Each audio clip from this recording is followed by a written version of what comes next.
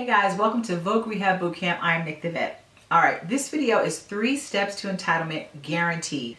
You've probably noticed in my videos I've got this little logo up here. The bar in the middle says 12 years since first SCD rating. Okay, that means when you were first given your service-connected disability rating. If today is over 12 years from that date, then you need a serious employment handicap in order to be found entitled for Voc Rehab services. If it is under 12 years, if today is under 12 years from that date, then you only need an employment handicap. So the 3 steps to entitlement guaranteed is number 1, do you need an employment handicap or a serious employment handicap to be found entitled? Number 2, do you have an employment handicap or a serious employment handicap? And number 3, can you prove your employment handicap or your serious employment handicap? If you can do those 3 things, if you find out what yours is, you have one or the other, and you can prove it, then you have to be found entitled by a Voc Rehab counselor, okay? The tricky thing is when you go into the meetings, they're going to throw other things at you that really have nothing to do with an employment handicap. They'll say you don't have one, but they'll try to say you don't have one because you have only been unemployed for a month, or because you already have a degree, or because they don't think your STDs are really that bad. Those are not valid reasons. You have to look at the criteria for EH and SEH and then figure out, do you meet that criteria? So initially, the first part is very easy. Am I over 12 years or under 12 years? All you have to do is know how to look at a calendar. The second part is figuring out, do you have either one of those? So you've got to look at the criteria, break it down and say, do I have 1? Do I have 2? Now, EH is very easy because basically you just need to have service-connected disabilities that make it hard for you to do your job or have made it hard for you to find a job, basically. Here's the exact criteria can be found here. But that's very easy. But if you're under 12 years, then that's doable. If you're over 12 years, you've got to meet the criteria for SEH, which is a little bit more challenging.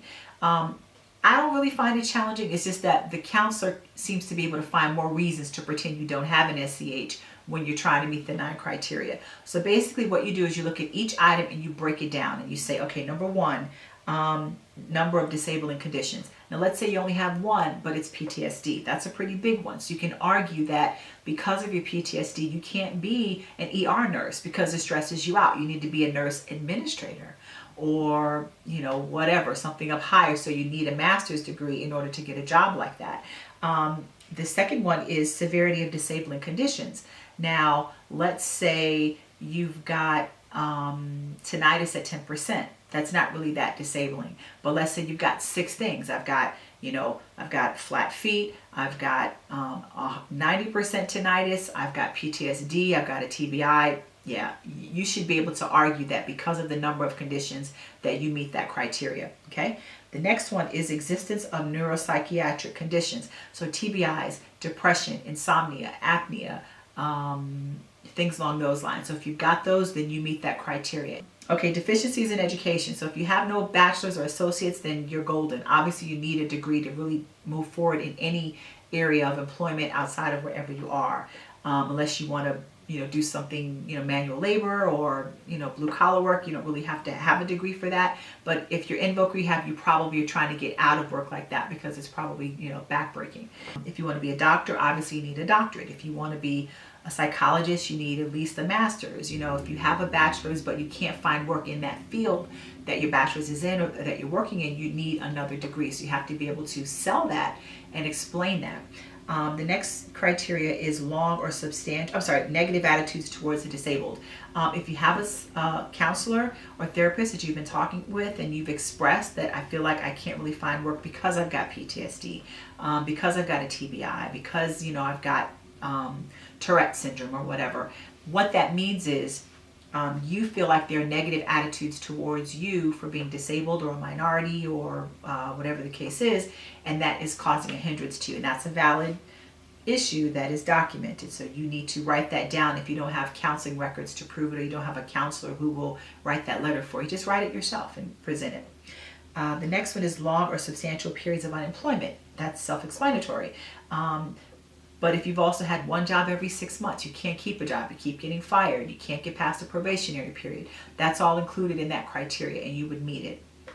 The next one is a pattern of reliance on government support. You may get food stamps, you may get, your kids may get Medicaid.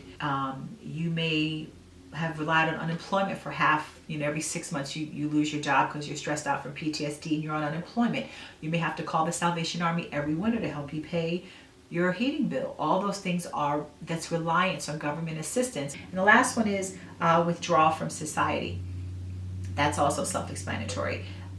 If you've told your counselor, I'm withdrawing, I'm staying home more, I've gained weight, I'm sad, you have to verbalize all those things. So if you have a counselor who sits and listens to all of this in your meeting, they should be able to figure out that you have an SEH. But if they try to play it like you don't, they try to play it like, oh, you can get a job because you have a bachelor's, then you're going to need to prove this SEH. So what I would suggest is before you even go into your meeting, figure out if you need the EH or the SEH. Write down everything so you have it there. Don't spring it on them up front. Give them a chance to pretend they're going to figure it out for you, like they're doing their job. You don't want to insult them. But if they do come back and try to say you don't have it, you come with your proof. And there's a guideline that says they must find you entitled, and that's in the M28R, so go ahead and look that up.